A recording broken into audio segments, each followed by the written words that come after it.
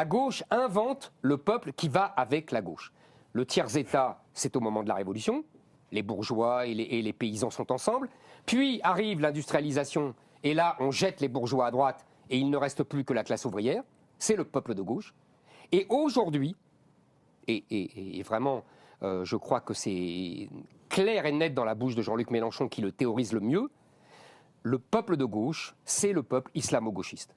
C'est-à-dire, la classe ouvrière a été remplacée par les musulmans et s'agrège autour des musulmans tout ce qu'on appelle les woke, c'est-à-dire les féministes, les LGBT, etc., etc.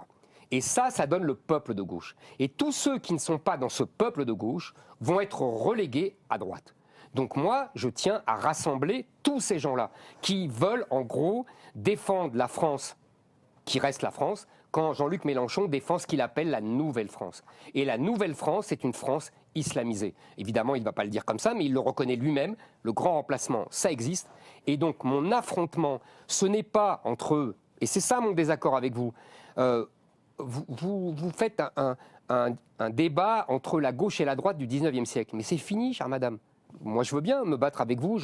On peut discuter des heures de Guizot, de Bonald, de Mestre. J'en serais ravi. Et encore une fois, je vous dis, je me bats pour qu'on puisse, pendant 100 ans, se disputer sur ce qu'on a tiré de Burke et de Guizot. Vous voyez ce que je veux dire? Bon. Mais aujourd'hui, le clivage droite-gauche, est-ce que vous êtes pour la nouvelle France islamo-gauchiste de Jean-Luc Mélenchon, ou est-ce que vous êtes pour la France qui reste la France?